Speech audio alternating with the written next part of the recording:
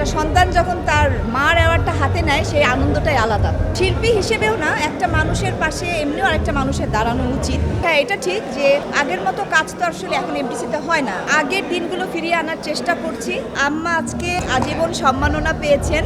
আমি ওখানেও বলেছিলাম, স্টেজেও বলেছিলাম যে আমার নিজের অ্যাওয়ার্ড নিতেও তো আনন্দ লাগে না, একটা সন্তান যখন তার মার অ্যাওয়ার্ডটা হাতে নেয় সেই আনন্দটাই আলাদা।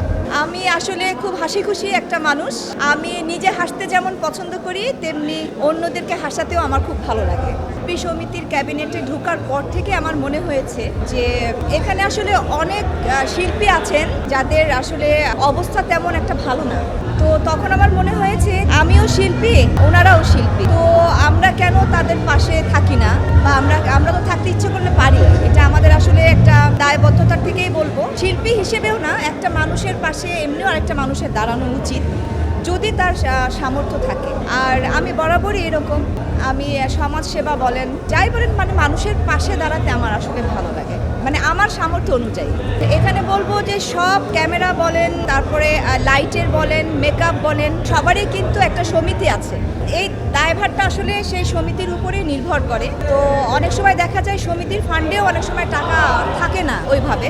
তখন যদি ওনারা এটা প্রচার করেন বা আমাদেরকে জানান, তখন হয়তো আমরাও পাশে থাকতে পারবো। হ্যাঁ, এটা ঠিক যে আগের মতো কাজ তো আসলে এখন এফডিসিতে হয় না, বেশিরভাগই ফাঁকা থাকে। যে কারণে আমরা আগের দিনগুলো ফিরিয়ে আনার চেষ্টা করছি।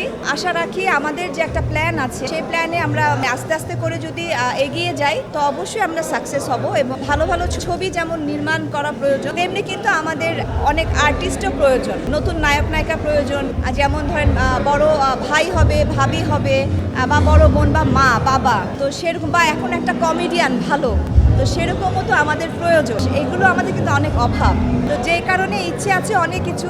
তো ইনশাল্লাহ আস্তে আস্তে কাজ করব, সেই কাজ তো আপনাদেরকে নিয়েই করব। আমি যতটুকু বুঝতে পারি যে উনি সুস্থ, ভালো মানের ছবি উনি আশা করেন যে এই ধরনের, মানে সুস্থ বিনোদন, সুস্থ সিনেমা এগুলোই হবে, এবং হলে যেন পরিবার নিয়ে সবাই ছবি দেখতে যেতে পারে।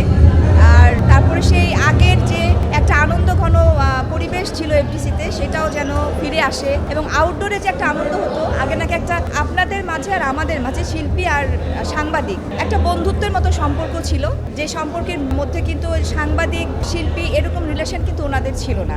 যেই কারণে ওনাদের কাজ করতে অনেক সুবিধা ছিল। এবং যখন আউটডোরে যেত, একটা প্রোডাকশন নিয়ে যখন আউটডোর করা হতো, সেখানে কিন্তু সাংবাদিকরাও যেতেন। যতদিন ওনাদের কাজ ছিল আউটডোরে, ততদিন কিন্তু ওনারাও থাকতেন। তো এই যে একটা বন্ধন, এই যে একটা সম্পর্ক সুন্দর, সেটা যেন আবারও ফিরে আসে, এটাই উনি চান।